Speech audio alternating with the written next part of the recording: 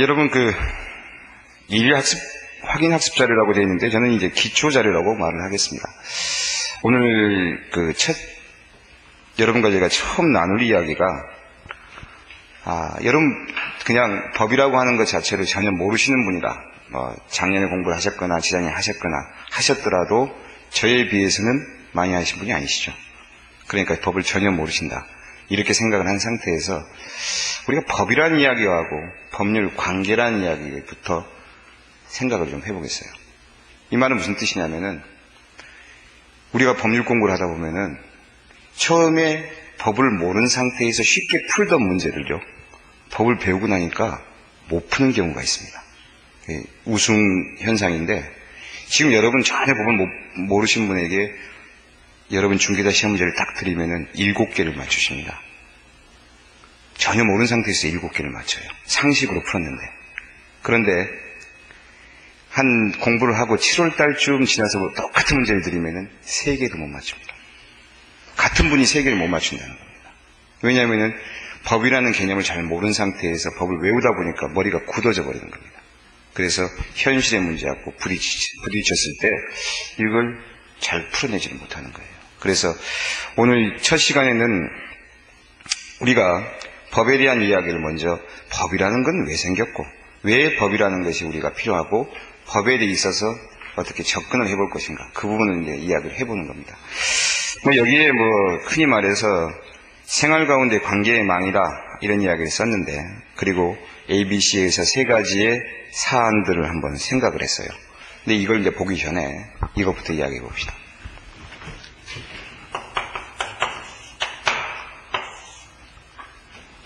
인간에게 법이 없으면 안 될까요? 어떻게 생각하십니까? 여러분, 우리가 용어 중에 이런 용어가 있죠. 법대로 하자. 그런데 저 인간은 법 없이도 사는 사람이야, 이런 말도 하죠.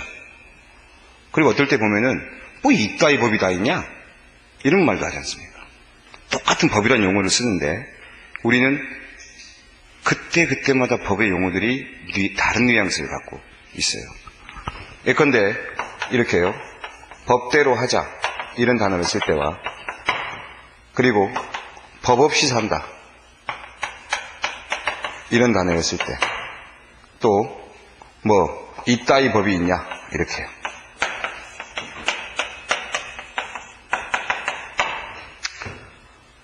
법 없이 산단 말을, 사는 사람을 뭐라 그러죠? 법 없이 사는 사람 무법자입니까? 법 없이 아니에요?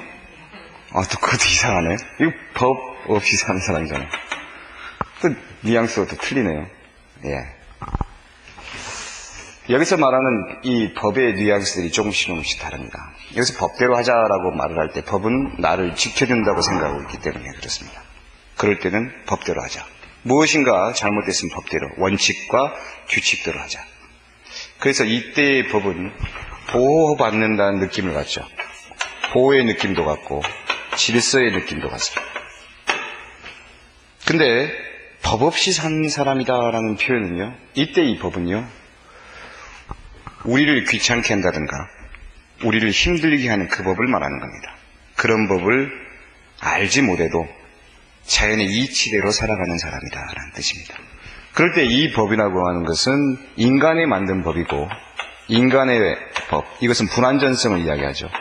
인간이 만든 법의 불완전성, 이걸 이야기하는 반면에 법 없이 사는 사람은 자연의 법대로, 자연법에 따라서 자연의 이치대로 살아가는 사람이다, 이런 뜻입니다. 외우지 마시고 그냥 한번 생각해 보는 거예요. 이따위 법이 다 있냐? 이 법은 악법이라는 뜻이죠. 악법이다. 이 법은 잘못된 법이다라는 뜻입니다. 이렇게 법에 대한 뉘앙스가 다르게 우리는 여러 가지 이야기를 하는데, 그렇지만 이 내용 중에 공통적인 내용이 있습니다. 그것은 뭐냐면은 무질서에 대해서는 거부하고 있는 겁니다. 우리가 질서 없는 혼란 자체는 거부하고, 어떤 법이든지 간에 법에 대한 기대치는 질서입니다. 그렇다면은 여기에 대해서 법이 질서를 의미한다면은, 이것이 질서를 의미한다면은, 흔히 말해서 무법은요, 여기서 말하는 무법자의 무법, 이 무법은 질서가 없음을 의미하죠. 질서가 없다는 것은 분쟁을 해결할 방법이 없다는 겁니다. 우리 이제 뭐 철학적인 이야기겠지만은 만약에 우리에게 법이라는 게 없다면 인간이 살아가는데 필연적으로 발생되는 분쟁을 해결할 방법이 없습니다. 방법은 딱 하나뿐이죠. 폭력뿐입니다. 근데 우리 인간이 이제 계속 폭력의 역사를 겪어오다가 만들어낸 게 법이라는 제도적 장치인데 이 제도적 장치가 초반부터 현재의 법률처럼 되어 있었던 것은 아닙니다.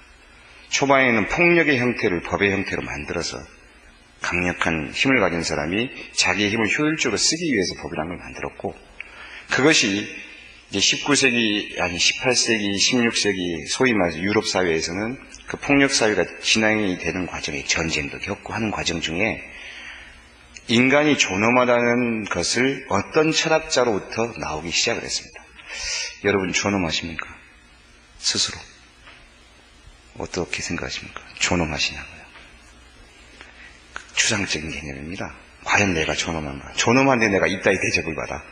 그렇게 생각할 수도 있겠죠. 근데 대접을 어떻게 받든지 간에 우리 마음속에는 존엄성이라는 것을 스스로 생각을 합니다. 이 생각을 갖기까지가 불과 200년이 안 됩니다. 인간의 역사가요. 왜 이런 말씀을 드리냐면은 여러분이 배우고 있는 이 민법이 바로 역사가 200년밖에 안 되기 때문에 그렇습니다. 200년밖에 안 되는 이 민법이 만들어지게 된 계기는 바로 인간의 존엄 때문에 그렇습니다. 무엇에 대한 존엄인가 한번 생각해 볼까요? 여러분이 물건을 껌을 한 통 사려고 합니다. 자녀분에게. 저는 어린애 이야기를 참 많이 듣는데 저는 이제 자녀가 없습니다. 결혼 안 했기 때문에. 근데 자녀분에게 껌을 한 통을 사서 자녀가 풍선껌을 탁 덥석 집습니다. 그랬더니 엊그제 치과 같은 일이 딱 생각이 납니다. 애가 너무나 단 것을 많이 먹어서 치아가 안 좋다는 거예요. 그래서 먹지 마라. 손대지 마. 그럽니다. 애가 눈치를 보죠. 그래도 애가 고집이 세니까 딱 잡으면은 톡 때립니다. 하지 마! 이렇게요.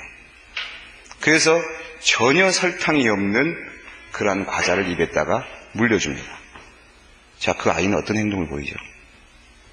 찡찡거리거나 웁니다. 제가 이 말씀을 드린 것은 바로 거래를 말한 겁니다.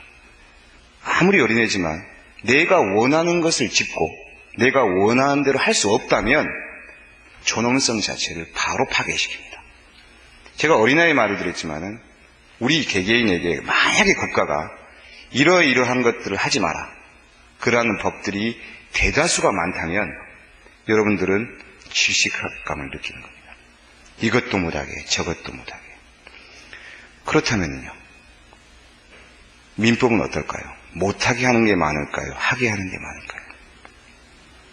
방금 제가 존엄성을 지키는 것이 민법이라 그랬습니다. 그럼 민법은 못하게 하는 게 많을까요? 하게 하는 게 많을까요? 바로 그겁니다. 여러분의 의식이 못하게 한다고 생각을 합니다. 법이라는 것은 강제 질서이기 때문에 이것도 하지 마라 저것도 하지 마라라고 말하는 것처럼 느낍니다. 그러나 실제 법은 이것도 해라 저것도 해랍니다. 그것이 법입니다. 그래서 법은 하지 말라의 개념이 아니라 하라라는 개념입니다. 네 자유롭게 하라라는 거예요. 단 질서죠.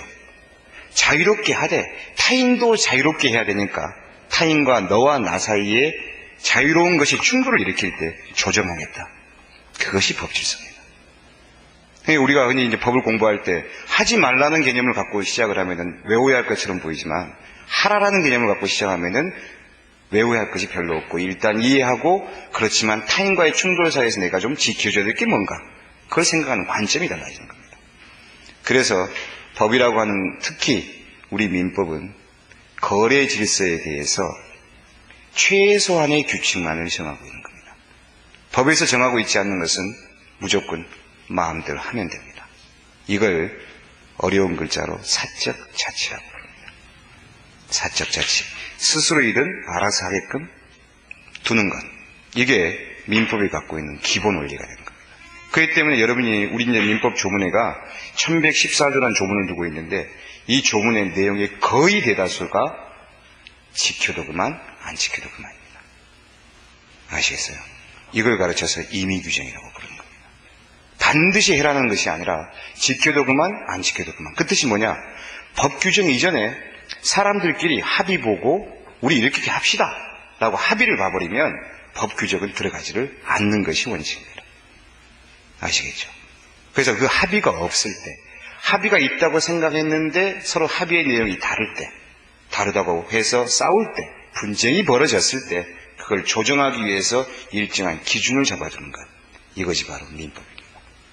이건 매우 중요한 이야기인 것이, 여러분이 이제 실제 업무에 들어가실 때 될 때도 법대로 하자 이렇게 말하는 사람이 있으면 초보 중에 생초보입니다. 법대로 하자가 아니라 일단 합의를 봅시다. 합의를 보고 그 합의에 따라서 시작하고 그 합의에 따라서 내용이 결정되는 것이 우리의 거래 질서입니다. 이 개념은 이제 여러분에게 바로 의사표시, 권리 이런 말들로 바로바로 연결이 됩니다. 방금 제가 첫 시간 했던 말이 방금 뭐죠? 합의다. 우리 마음대로 한다는 겁니다. 법은 우리를 강제하거나 강요하는 것이 아니라 우리의 분쟁 상황이 벌어졌을 때 조정하는 역할을 할 뿐이지 우리를 억지로 강요하는 것은 많지 않다. 그것을 먼저 염두하고 기억하고 있어야 돼요. 자, 그 이야기를 먼저 서두에 꺼내고, 그렇다면은 우리 일상을 살아가는 과정에서 과연 법관계를 인식할 수 있는 관계와 법관계를 인식하지 못하는 관계, 이 관계를 우리가 이제 감각적으로 깨달아 봐야 되는 거예요. 이걸 감각적으로 깨닫지 못하면은 여러분이 실제 업무에 보실 때 이상한 사건들이 벌어지고 기분이 나쁘고 그것 때문에 소위 말해서 사후가의 마인드를 잃어버릴 때가 있습니다. 한번 생각해 볼까요? 어떤 사람이 중개사 사무실을, 여러분 이제 사무실을 열었어요. 오픈을 했습니다. 근데 어떤 친구가 딱 오더니, 저기 중개사님 이렇게도 안 부르고, 아줌마 좋은 매물 있어요? 하고 물어봅니다. 사시려고요? 내가 집 좀 사고자 하는데 매물 좋은 거 있나? 그래서 열심히 매물을 설명했습니다. 그랬더니 가만히 보고 있다가 내일 오겠습니다 하고 갑니다. 내일 와가지고 또 와더니 똑같은 말을 합니다. 아줌마 좋은 매물이 있어요? 저 양반 어제 설명했는데 또 설명합니다. 똑같이 반복하고 한 3일쯤에 와서 아줌마 좋은 매물이 있어요 하고 또 합니다. 여러분 어떻게 하실랍니까? 어떻게 하시겠어요? 업무방해죄로 고소하실랍니까?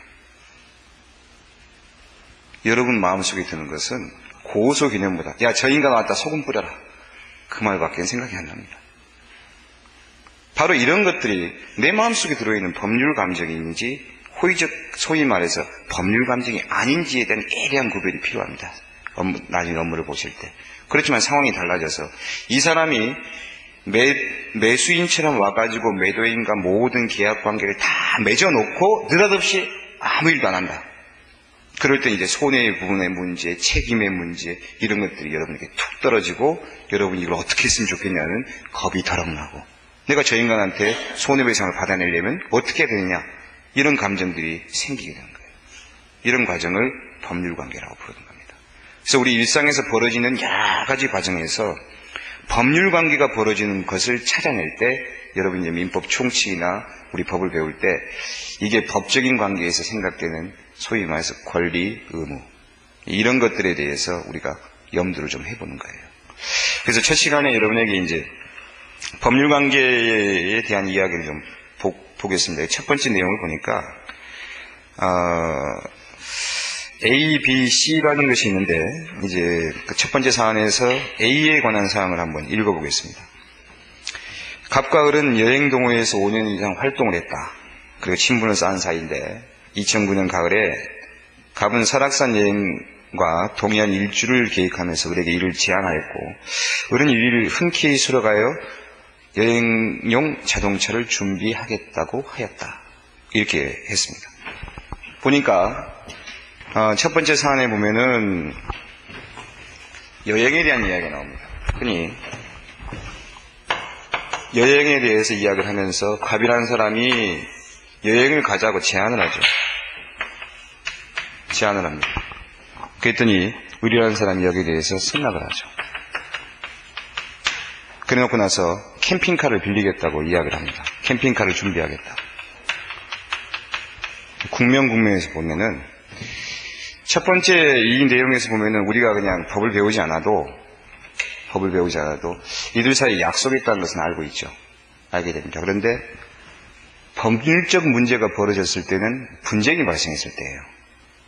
만약에 이렇게 제안을 해놓고 의리란 자가 캠핑카도 빌리고 다 준비를 해서 약속한 날짜에 딱 왔는데 갑이 전화를 딱 받더니 내가 그런 말 했냐? 내 제정신이 아니었나 보다. 야, 나 저기 애인하고 어디 놀러 가야 되니까 못 간다. 그랬을 때 어떻게 할까요? 쉽지 않은 문제입니다. 만약 캠핑카를 안 빌렸다면, 자기 지출이 없었다고 한다면 좀 희한한 녀석 봐봤네. 그러고 말 거예요. 그냥 저런 인간하고는 이제 만나지도 말자 이러고 말 건데, 캠핑카를 빌려가지고 왔는데 이런 현상이 벌어졌다면 또 상황이 달라집니다. 바로 이렇게 법률 관계에서 내용을 보면은 이렇게 제한과 승낙 단계에서의 불이해, 약속을 했는데 이 약속을 한 것에 대한 불이해, 이해가지 않았다. 이럴 때 우리의 감정을 한번 생각해 보자는 거예요. 우리 감정 속에서 이 친구를 약속을 안 지켰으니까 속된 말로 경찰에다가 그냥 집어 넣어버릴까? 이참에 그냥 집어 넣어버릴까? 그런 생각이 드냐는 말입니다. 혹시 말입니다. 댁에 계신 사장님 바깥분께서 올 크리스마스 때 모피 하나 사줄게 하고 몇 년 전부터 이야기를 했는데 한 번도 안 지키더라. 이번 겨울에 만약에 안 지키면 집어 넣으실랍니까? 그런 마음은 안 드시죠? 바로 그겁니다. 그랬을 때는 법률관계까지 가지 않은 겁니다. 법률관계까지요. 그런데 이제 캠핑카를 빌려왔습니다. 캠핑카를 빌려왔을 때 을이라는 자가 캠핑카를 가지고 왔다. 그랬더니 갑이라는 자가 여행 못 가겠다 라고 거절을 합니다. 이럴 때는 상황이 달라집니다. 야, 적어도 내가 빌려온 것엔 손해는 너가 얼마를 부담하기로 했으면은 그 손해는 해주고 너 안 가야 되는 거 아니냐? 이렇게 말을 할 때 갑이 누가 캠핑카 빌려오라고 했냐? 그건 네가 좋아서 빌려오라고 한 것이지 난 빌려오라고 말한 적 없다? 이렇게 나올 땐 분쟁이 벌어지게 되겠죠. 이때 이 분쟁은 호의관계가 처음에는 좋게 여행 가자는 관계에서 서로가 이제 이 친구한테 손해배상을 받을까 말까라는 고민하는 단계로 접어들게 됩니다. 그렇게 접어들 수 있습니다. 이럴 때 법률관계 아니었던 것을 우리는 흔히 호의관계라 부르는데 이 호의관계가 법률관계로 변화되는 과정에 놓이게 되는 겁니다. 지금 여기서 제가 여러분이 생각하고자 했던 것은 바로 법률관계의 느낌을 자꾸 주고자 하는 거예요. 분쟁이라는 게 발생했거나 깨졌을 때 우리 마음속에서 이에게 어떠한 책임을 물을 수 있을 때 그 책임의 의미가 법적인 손해배상 아니면은 경찰의 고발, 무슨 구속을 시키겠다는 생각, 뭔가 강력한 제재를 가해야 되겠다는 생각, 이런 생각이 드는 이 순간이 법률관계로 접어드는 순간입니다. 그 속에는 뭐가 들어있냐면은 내가 뭔가를 해내야 되겠다라는 권리, 너는 무엇인가 나에게 책임을 져야 되겠다라는 너의 의무, 이것을 명확한 법률적 용어는 아니지만 내 마음속에 들 때 이걸 법률관계에 접어들었다 이렇게 표현하는 거예요. 그렇다면 우리가 배우는 민법 속에는 바로 이게 녹아있겠죠. 왜냐하면 법이라는 것은 우리가 생각해 봤을 때 방금 분쟁을 항상 제가 전제했죠. 분쟁이 벌어진 것은 조정의 법이라고 그랬죠. 그 조정하는 과정에서 당신은 이런 권리가 있어요. 그러니 손해배상을 받을 수 있습니다. 당신은 이런 걸 의무가 있으니까 손해를 해줘야 됩니다. 아니면 서로가 그건 좋자고 한 이야기인데 법적에서는 의미가 없습니다. 이렇게 말할 수도 있지 않겠어요? 그러니 법 속에는 그 본질은 권리와 의무입니다. 누가 어떤 권리를 갖고 있고 누가 어떤 의무를 져야 되고 그것을 법이 가르마를 타줘야만이 서로가 거기에 대해서 책임을 지는 겁니다. 법이 가르마를 타지 않으면 서로가 미루겠죠. 이 법이 가르마를 타는 것, 이걸 질서에 대한 분쟁의 조정 기능이라고 말합니다. 그러니까 여러분은 이제 지금까지 쭉 앞으로 공부를 하면서 은연중에 이 질서 조정 기능에 대해서 중간중간에 생각을 못하게 되면은 임대인과 임차인 사이의 권리 의무에 대해서 헷갈려버리고 양쪽 사이에 있어서의 임대인이 왜 이걸 해줘야 되고 임차인이 왜 이걸 해줘야 되고 그러면서 그걸 정확하게 여러분이 가슴에 못 느끼게 되면 이제 외워야 됩니다. 다다다다 외워야 돼요. 외우다 보면 헷갈리죠. 그러나 그걸 느끼기 시작을 하면은 당연히 이 사람 이렇게 해줘야 되고 당연히 이 사람 이렇게 해줘야 되고 서로가 그런 가운데 중재자 입장에서 이 사람이 이걸 요구한 거 아니겠어? 이걸 얘가 해줘야 될 의무가 있는 거 아니겠어? 이런 것을 느끼기 시작하는 순간부터 여러분은 그 과정들이 구별이 되고 가르마를 타게 되는 겁니다. 그 다음에 넣는 것은 뭐냐? 흔히 이제 법 배웠으니까 법적 언어들을 넣어보는 거죠. 법적 언어들은 그냥 화장품에다 화장하듯이 그 언어를, 야, 그 걔한테 돈 물어줘. 이 말을 손해배상 해줘라. 이렇게 말하면 왠지 좀 멋지게 보이잖아요. 돈 물어줘, 그것보다는. 그러니까 돈 물어줘라는 표현을 이제 손해배상을 하자. 야, 나한테 돈 물어내. 이 말을 손해배상을 청구한다. 이렇게 화장하는 것 뿐이에요. 여러분, 이 화장하는 기술을 배우는 게 이 법에 배우는 기술입니다. 특별한 게 아니에요. 바로 지금 여러분 이 하나의 내용을 보면서 호의관계가 법률관계로 변화될 수 있음을 느껴봤습니다. 이건 시험용이 아닙니다. 시험에는 안 나와요. 그냥 이걸 느껴보자라고 하는 것이죠. 그래서 이 두 가지를 구별할 수 있는 것에 대해서 이제 학자들은 이런 표현을 합니다. 호의관계와 법률관계를 구별할 수 있는 기준이 도대체 뭐냐? 명유진 네 말처럼 안 되면 집어 넣어버릴까? 저놈을. 이렇게 글을 쓰면 얼마나 좋아요. 우리 교수들이 호의관계와 법률관계를 구별하는 방법은 여차하면 집어 넣어버릴까? 생각하면 이렇게 얼마나 쉽습니까? 근데 멋이 안 나잖아요. 왠지 학자 같지가 않지 않습니까? 그래서 그들은 또 화장을 합니다. 언어로 화장. 그걸 법적 구속력이라고 표현합니다. 법의 구속력이라는 말은 뭔가 구속됐다, 결박당했다. 이 표현은 뭐냐면 얽매인다는 것이죠. 서로가 묶어진다는 겁니다. 법적 관계로. 그래서 독일어 책 같은 경우에는 법률은 그래서 무엇을 하여야 한다. 이걸 이제 제가 지금부터 아는 채 좀 하겠습니다. 무엇 하여야 한다. 이걸 졸렌이라고 표현합니다. 무엇 하여야 한다. 당위성이라고 표현하죠. 법은 그래서 당위성으로 묶여져 있습니다. 네가 약속했으면 지켜야지. 이것이 뭡니까? 하여야 한다는 겁니다. 근데 이것이 하여한다고 하는 그 전 단계에 뭐가 있었냐면요. 하려고 한다는 단계가 있었습니다. 서로가 만나가지고 뻘쭘하게 보고 있다가 커피 한잔 하다가 제가 영화 한 편 보여드릴까요? 이렇게 제안을 했습니다. 그 제안 속에 들어있는 게 뭐죠? 당신에게 영화를 보여드려서 환심을 사고 싶다는 거죠. 그렇기 때문에 하려고 하는 겁니다. 그랬더니 상대방 여자분께서 그래 오늘 한번 좀 빨아먹어 보자. 나 영화뿐이냐? 저녁밥까지다. 속으로. 예. 그랬더니 그것도 하려고 하죠. 이것을 볼렌이라고 표현합니다. 독일어로는. 볼렌의 과정에서 졸렌의 과정으로 넘었는데 왜 이 어려운 말을 하냐면은 이렇게 하려고 하는 과정에서 해야 한다는 과정으로 넘을 때 우리는 그것을 자기결정이라고 부릅니다. 여러분 이 자기결정의 말은 오늘 그냥 들어두십시오. 나중에 여러분과 제가 이제 관리 의무가 발생하는 원인에 대해서 막 설명할 텐데 그 원인 중에 가장 중요한 원인이 뭐냐면 당사자의 의사입니다. 하려고 했다는 것. 하려고 했기 때문에 해야 되는 겁니다. 하려고 했기 때문에 해야 된다. 여러분 평소에 그 말 하잖아요. 너 약속했잖아. 왜 안 지켜? 이렇게 말하면 약속을 하지 말지 차라리. 이렇게 말하지 않습니까? 그것이 바로 법입니다. 근데 그것이 법적인 의미의 약속을 했다고 한다면 당연히 하려고 했으면 당연히 해야 되는 것입니다. 그것이 의무고 너가 해라. 하려고 했기 때문에 해라. 요구하는 것이 바로 권리입니다. 그래서 우리가 흔히 법률관계는 권리와 의무의 관계로 맺어졌다라고 말하는데 도대체 뭐가 권리고 뭐가 의무냐는 거예요. 한번 우리 권리 의무 생각해 볼까요? 이 권리라고 하는 거, 의무라고 하는 거, 참 추상적인 말인데 제가 이거 알아내기까지 15년 걸렸거든요. 그 책에서 알아낸 게 아니라 시장 바닥에서 알아냈습니다. 한번 생각해 보십시다. 한 3년 전에 이제 제가 여의도에 사는데 여의도로 기차 타고 영등포역에서 내려서 여의도로 가려면 영등포 시장 쪽을 이렇게 지나갑니다. 근데 한번 생각해 보죠. 제가 실제로 목격했던 사건이고 여러분에게 물어보고 싶은 이야기입니다.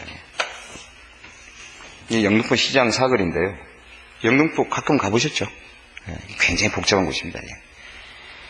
근데 이쪽에서 어떤 아주머니 한 분하고 중노인이라고 표현하겠습니다.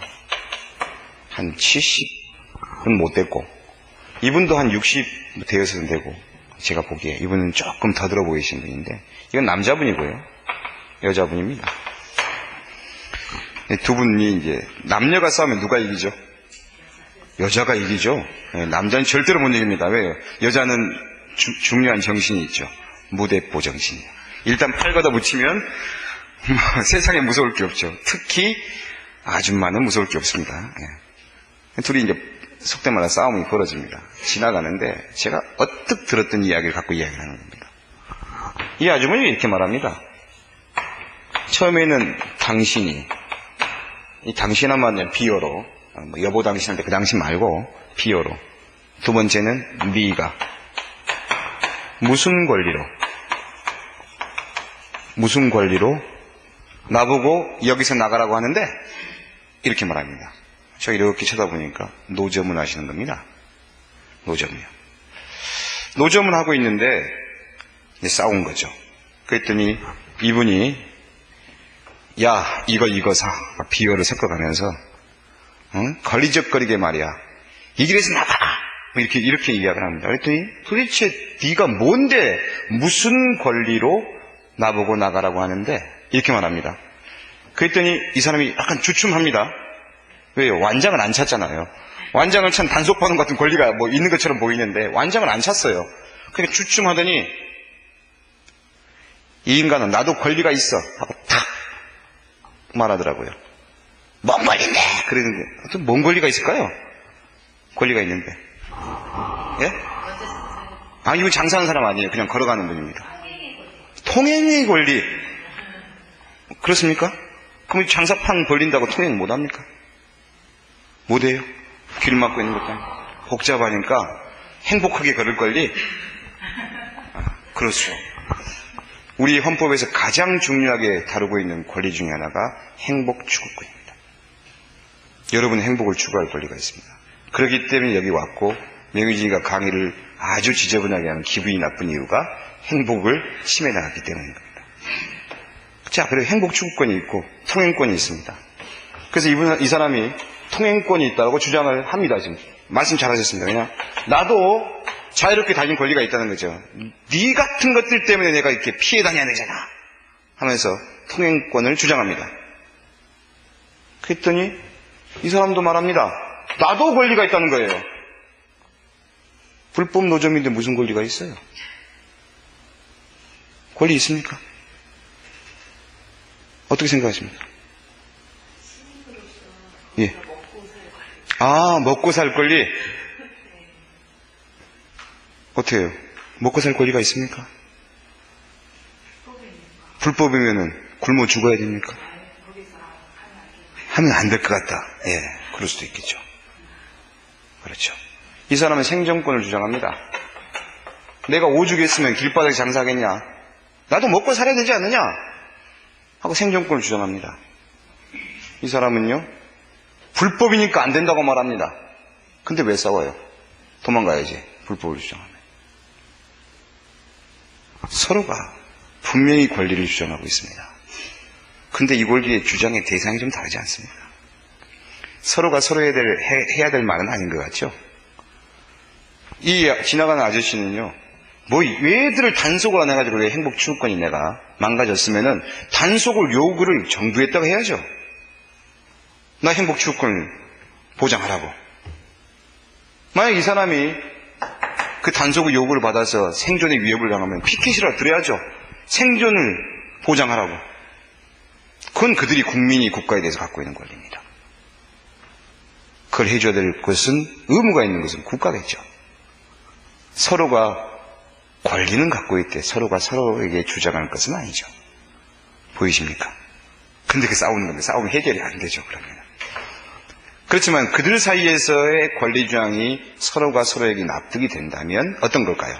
만약에 노점에서 물건을 샀는데 물건이 안 좋다는 거예요. 뭐 이따위 물건을 파냐? 당신이 잘 보고 사지. 뭐 이런 인간이 다 있어. 돈 내줘. 이런 상황이라면 이제 불법 여부를 떠나서 서로가 서로에게 어때요? 주장하는 권리죠. 한번 생각해 볼까요? 또 어떤 상황인지 한번 보십시오. 왜 제가 이 말씀을 드리냐면은 이제 법을 구별해 보려고 하는 겁니다.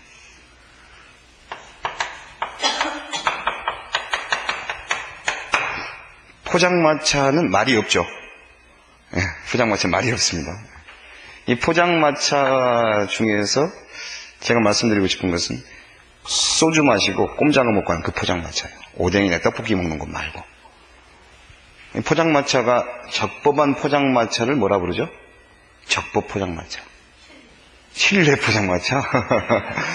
그걸 포차라고 부르더라고요. 예. 포장마차는 대부분 좀 불법 포장마차가 좀 맛이 있지 않습니까? 야간에. 예. 가보셨어요? 포장마차. 술 좋아하십니까? 포장마차 이제 소주 한잔 할 수 있는 곳 보십시오. 여기 가면 뭐가 있습니까? 소주 있죠. 안주로 뭐 좋아하세요? 예? 꼼장어, 천엽 이런 거예요. 예. 안주도 있죠.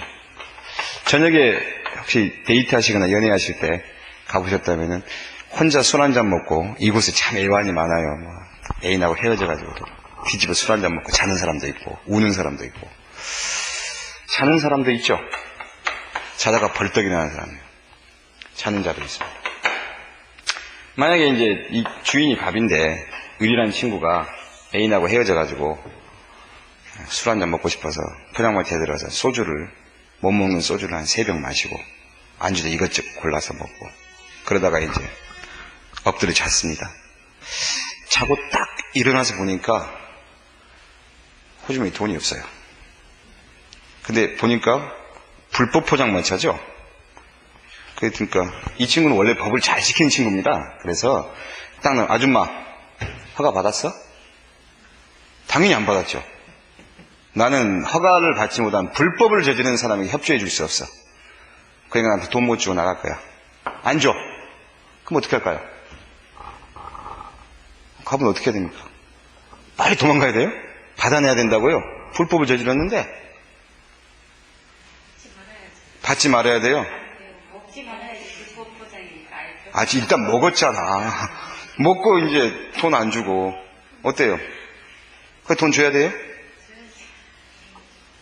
아, 이게 묘하네. 아, 시키고 먹는 것도 계약한 거다. 보십시오. 여러분 이렇게 법을 전혀 몰라도요. 이 속에서 구별을 해나가고 있어요. 여기서 말하면 불법이라는 것은 국가 간의 문제고 뒤가 돈 안 주고 이거 먹은 것들은 이건 나한테 돈 줘야 될 거 아니야. 이거 아닙니다. 그렇죠? 만약에 법이 이런 상황에서 어차피 불법이니까 당신 돈 받지 마. 이럴까요? 그렇지 않다라는 겁니다. 법은 불법적이라고 말하는 전체의 공공질서, 포장마차가 난립을 한다면 세금도 안 낼 것이고 위생도 문제가 생길 것이고 그렇기 때문에 전체의 공공질서를 위해서 지킬 걸 지켜라라고 요구하는 그런 법질서가 있고 또 그 공공질서와 다르게 개인 대 개인끼리의 거래 간의 질서에 대해서도 법을 만들어 놓고 있어요. 그렇죠. 이 상황에서 보면은 전체의 공공질서에 있었으면 불법일지라도 그들 간의 개인 대 개인의 거래 관계는 지켜줘야 됩니다. 바로 이 관계를 사법적 관계라 부르고 이 불법이냐 아니냐고 흔히 말하는 여기서 말하는 불법 포장마차 이렇게 말하는 이것을 공법적 관계라고 부르는 겁니다. 이 공법적 관계는 질서, 전체의 공공의 질서의 역할을 한다면은 이쪽은요, 개인들 간의 사적 자치, 거래, 이것들에 대한 질서를 규율하는 데 있습니다. 이쪽은 비교적 하지 말라라는 부분이 강하겠죠. 이쪽은요, 하라라는 부분이 강합니다. 그렇다면 여러분이 느낄 때 하지 말라, 아까 법은 되도록 하지 말라는 것이 많다라고 하는 것은 어느 쪽일까요? 공법적 쪽이죠. 우리가 배우는 사법, 민법 개념은요, 하라는 개념이 더 많은 겁니다. 그래서 이 경우에 단속은 단속이고 판사는 단속은 단속이고 돈 줘라, 무전시시겠다, 돈 줘라 이렇게 말하는 겁니다. 이걸 빨리 구별해야만이 여러분 가끔 이렇게 저한테 질문한 분이 있습니다. 그 인간이 말입니다. 나한테 감언 이사를 해갖고 내가 2천만 원 빌려줬거든요. 너무나 친한 친구이기 때문에 각서도 안 받았어요. 근데 이놈아가 먹고 튀었네. 연락도 안 됩니다. 이거 사기죄로부터 넣어야 됩니까? 이 말부터 물어보십니다. 두 번째, 사기죄로 넣으면 돈은 받을 수 있습니까? 이렇게 물어봅니다. 완전히 다른 각도죠. 사기죄로 집어넣겠다는 말은 너가 사기쳤다는 사기를 치면 안 되죠. 그렇기 때문에 공법적 질서입니다. 그 형법 질서라고 말합니다. 그러니까 내가 받아낼 돈은요, 빌려준 걸 받는 겁니다. 그건 사법적 질서죠. 서로가 전혀 다르지 않습니까? 그러니 사기죄로 집어넣는 건 집어넣는 거고, 내가 돈 받는 건 별도의 문제입니다. 근데 걔가 돈이 전혀 없어. 먹고 쓰고 없니라고 몸으로 때우겠다? 그래서 에이 몸으로 때워 나 깜빵 들어가고 말아. 그러면 영원히 돈 안 갚아도 될까요? 아닙니다. 일단 감옥은 갔다 나오되 내가 돈 받을 돈이 있는 나는요, 그 친구가 월급 탈 순간만 되면 나 강제집행 들어가고 압류하고 하는 건 별개의 문제입니다. 아시겠죠? 이것이 공법과 사법이라고 합니다. 자, 그렇다면 어떻습니까? 공사법의 이 구별은 어떤 개념이 있을까요? 이제 여러분 머릿속에서 안 되면 집어넣어, 그 개념이 아니고, 감옥에 갑니까 안 갑니까 문제가 아니고, 우리가 배우는 민법이라는 사적 거래관계에 있어서는 내가 사적으로 약속을 통해서 해야 될 것을 하지 않으면 책임을 져야 될 것이고, 상대방이 약속을 통해서 해야 될 것을 나한테 요구할 수도 있고, 이런 것들에 대한 거래 질서만을 생각하는 것, 이것이 우리가 배우는 이제 사법적 관계라고 하는 거예요. 똑같이 권리 의무가 있다고 하더라도 방금 우리가 시장판에서 벌어진 사건, 이 사건은 공법적 권리 의무만 이야기했죠. 뭐 네가 통행권이 있느니 생존권이 있느니 이런 것들은요 공법적 권리 의무예요. 공법이라는 표현은 뭐냐? 공공의 질서, 국가와 사회, 지방자치단체와 자치단체끼리, 이런 부분이 공법적 질서고, 그런 것이 아니라 너와 나의 거래. 설사 국가와 나 사이의 거래라고 하더라도요, 내 집을 국가가 사겠다는 거야. 시청으로 쓰려고. 내가 국가에다 팔아요. 그럼 공법 질서일까요? 사법 질서일까요? 사법 질서인 거예요. 알겠습니까? 근데 국가가 강제 수용했다. 그럼 무슨 질서일까요? 공법 질서입니다. 그렇기 때문에 그 안에 공법 질서와 사법 질서가 혼재되는 경우가 있습니다. 섞어지는 경우. 왜? 사법 질서를 마음대로 풀어놓으면요, 힘 있는 자, 돈 있는 자가 매점매석도 할 수 있고 이 사회를 또 혼란시킬 수도 있어요. 그런데 어떤 집을 하나, 내가 1억짜리 거래가 1억 정도 되니까 나 1억짜리로 집을 사겠다 이랬더니 돈이 1,000억이 있는 사람이 그 동네에 있는 전부 1억씩 다 사버립니다. 그러면 어떤 사람들은, 집 없는 자들은요 평생 가난하게 되고, 집 있는 사람 그걸 가지고 매점매석을 통해서 큰 부를 이룰 거 아닙니까? 이것을 100% 완벽하게 허용해버리면 이 사회의 전체 사회 질서가 무너지죠. 그렇기 때문에 때로는 규제를 하는 겁니다. 그것이 나중에 배우게 될 토지거래 허가제도, 주택거래 허가제도가 됩니다. 그건 무슨 제도일까요? 공법제도입니까? 사법제도입니까? 공법제도죠. 그래서 사법적 거래관계에 공법적 관계가 들어가서 허가를 받아라, 이거래라 하는 그 부분은요 공법규제예요. 개념 아시겠습니까? 그래서 나중에 여러분 공부하실 때 민법에서도 토지거래 허가제도에 대해서 배우는데 공법에 가서도 국토법의 토지거래 허가제도가 배우는 거예요. 영역이 겹치는 거죠. 이해가 되시겠죠? 그래서 민법에서 뭘 배울까요? 거래 부분을 배우는 거고, 공법에서는요 규율 부분을 배우는 겁니다. 이게 차이가 나는 거예요. 자, 우리에서 이제 첫 시간 이야기를 정리를 해보면 이런 내용이죠. 우리는 첫 예시를 통해서 법률관계의 느낌을 가져봤어요. 법률관계와 호의관계의 느낌을 가져봤고, 그 다음에 그 속에서의 법에 들어있는 의미는 권리 의무다라는 거죠. 내 마음속에서 권리 의무에 대한 생각을 하게 되면 이게 법률관계로 들어가는 것이고, 근데 그 권리 의무를 가만히 봐봤더니 그 권리가 공법적 권리도 있고 사법적 권리도 있더라는 거죠. 생존권 같은 경우는 공법적 권리고, 거래를 했는데 물건을 제대로 된 물건을 안 주니까 바꿔달라고 요구하거나 돈을 물러달라고 요구하는 것은 개인 대 개인의 거래 간의 권리입니다. 그래서 우리가 이제 마음속에 들어오는 권리들 중에 거래, 이런 부분에 대한 권리들은 사법적 질서구나. 내가 먹고 살아야 되겠다. 그러니까 너 나한테 뭐 생존에 대해서 일자리를 마련해달라 이렇게 요구하는 것은 이건 공법적 관계구나. 내가 토지를 샀는데 토지를 사서 계약을 했는데 국가에서 허가를 받으러 간다. 그런 경우는요 공법관계가 들어가는 것이죠. 그러니까 귀찮고 규율이 귀찮아지는 이 관계는 공법관계구나. 자, 우리가 이 관계를 배웠던 이유가 이제 여러분이 민법을 배우는 동안에는 규제 개념을 생각하지 마십시오. 일단은 자유롭게 거래할 수 있다. 그리고 나서 그것이 지나치게 되면 법의 규제라는 것은 공법적 규제가 들어갈 뿐이지 사법적인 규제는 없습니다. 사법적 규제는 없고 사법에서는 서로의 책임과 권리 의무에 대해서 서로 약속해놓고 약속을 어기게 되면 그 어긴 약속에서 책임을 져라 라고 하는 법의 조정장치만 있을 뿐입니다. 이것이 사법적이라고 하는 거예요. 그래서 공법, 공공의 거래, 사법, 개인들 간의 거래. 이해가 되시겠어요? 공법은 규제가 강하다면 사법은 자율이 강합니다. 그래서 여러분이 배우신 민법은 자율의 법이다. 그런 의미예요.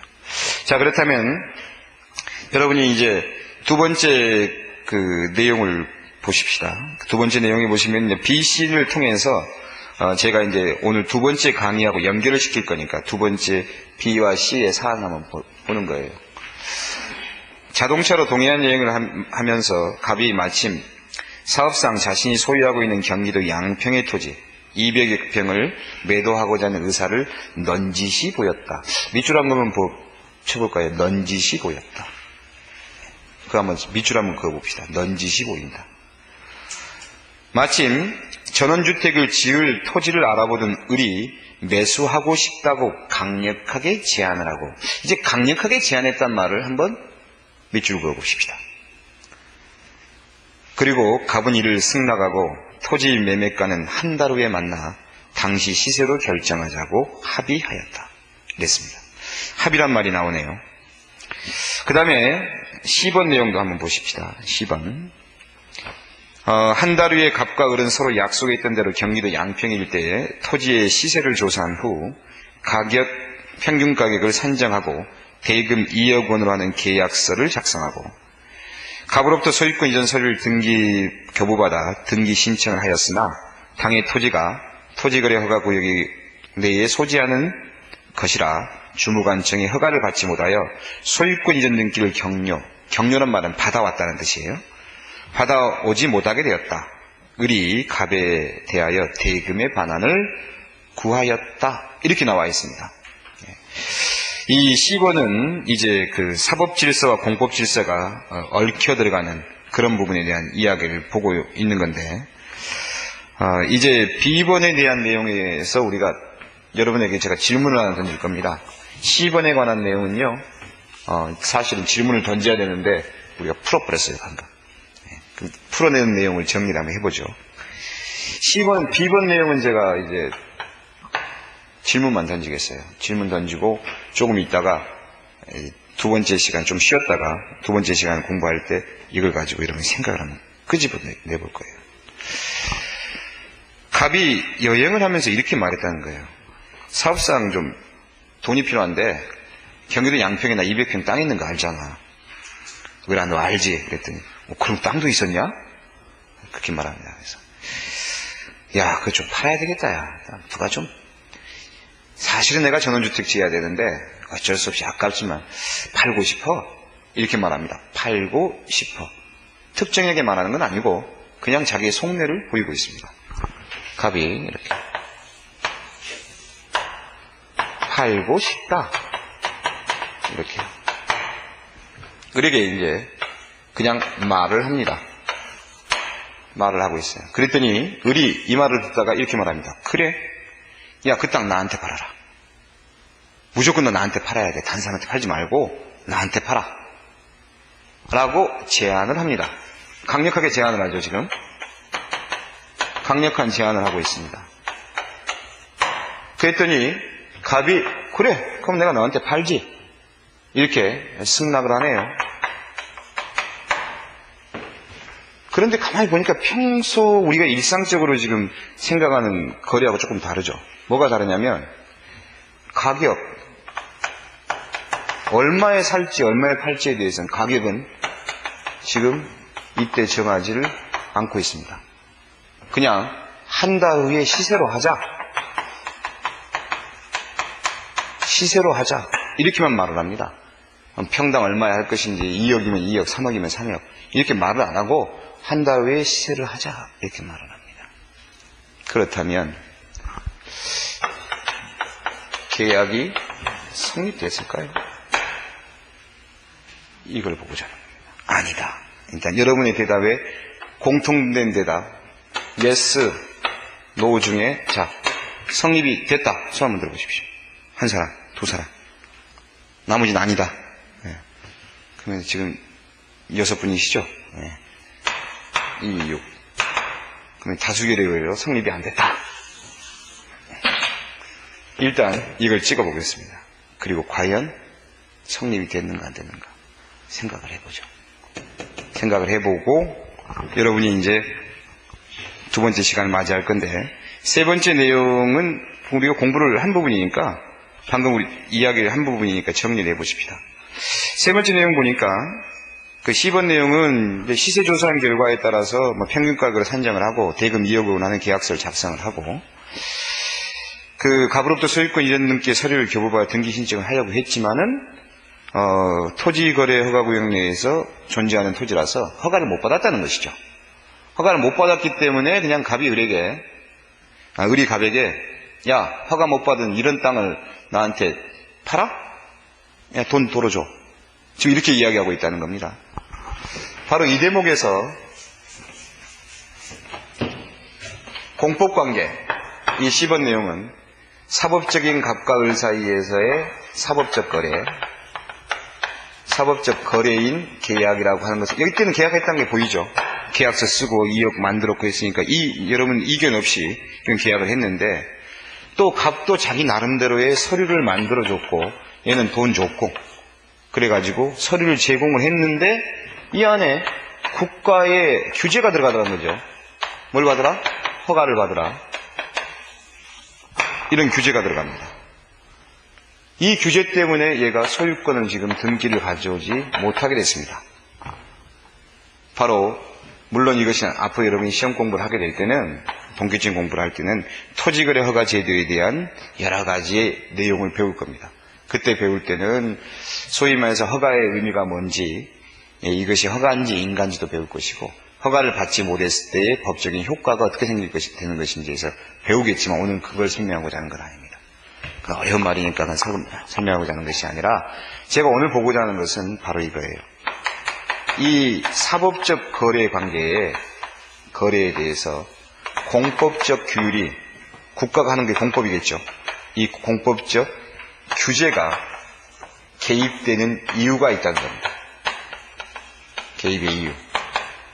그것은 뭐냐면 바로 공공의 질서입니다. 이 공공의 질서는 무엇 때문에 생긴 거냐면요. 이 토지거래 허가제도라는 이 제도가 김영삼 대통령 시절에 생겼는데 지금 올 이명박 대통령 정부에서는 이걸 많이 풀었습니다. 왜 당시에 규제를 했느냐라는 겁니다. 왜 그랬을까요? 땅 투기 때문에 그렇습니다. 엄청난 땅 투기가 일어나고요. 땅 투기가 일어나면 어떤 것이 안 좋느냐? 단지 집 없는 이런 서민의 문제가 아닙니다. 땅 투기가 급격하게 일어나면요. 토지의 원가 대금이 올라갑니다. 그럼 거기에 또 공장 짓는 사람은요. 임대료가 상승을 하죠. 임대료가 상승을 하면 어떻게 됩니까? 그걸 물건 가격에다가 전가시키죠. 그럼 어떻게 돼요? 물가가 올라갑니다. 수출이 안 되죠. 경쟁력이 떨어지는 겁니다. 그러니까 재산을 깎아먹고 있는 것이에요.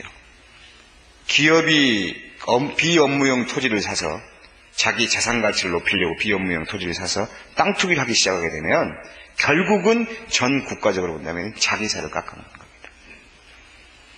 나중에 여러분들이 이런 인식을 자꾸 공부하다 보면은 신문을 읽어 내려갈 수가 있습니다. 행간의 의미를. 요즘 세종시 문제 나오죠? 복잡하지 않습니까? 근데 촬영을 하니까 제가 직접적인 말씀을 못 드려도 왜냐하면 명예훼손이 될 수 있고 정치적으로 민감한 부분이라 말씀 못 드려도 이 속에는 아주 거대한 힘의 역학적인 있습니다. 간단한 팁만 보면은 만약에요 정부 부처 9개, 12개의 부처가 이 충남 쪽으로 내려오면 서울에 있는 땅값은 어찌 될까요? 네? 떨어지겠죠?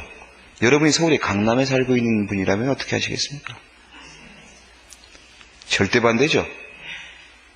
근데 내 남편이 장관이면 어떻게 하실래요? 못 내려가죠? 그렇죠? 그 이론은 간단합니다. 왜 지난 정부에서 내려보내려고 그랬을까요? 그야 겉으로 말이고 힘을 분산시키고자 하는 것이죠. 지방 권력적으로. 지금 정부는요, 중앙 권력이 더 갖고자 하는 것이죠. 그것이 사법적 거래 질서로 나타나게 되는 겁니다. 땅값이 떨어진다는 거예요. 내 자산 가치가 앉아서 20% 까져. 좀 지나니까 50이 까져. 10억짜리 재산이 느닷없이 5년 후에 5억으로 떨어져. 하시렵니까? 안 하죠? 네. 행간을 읽어보십시오. 그렇지만은 그 속에 들어있는 것은 공공의 질서죠. 이 공공의 질서와 사법적 거래 관계가 충돌이 올 때 여러 가지 분쟁이 더욱더 커지는 겁니다. 어찌됐든 제가 여러분이 말씀드리고 싶은 것은 공법적 규제는 사법적 거래 질서를 규제한다. 이유가 뭐다? 공공의 질서 때문이다. 이것을 한번 생각해 보는 겁니다. 그리고 이제 두 번째 시간에는 이 B라는 것을 놓고 여러분과 제가 약속과 합의 이런 것을 생각할 겁니다. 조금만 쉬었다 보시겠습니다. 두 번째 시간 조금만 쉬었다 보시죠.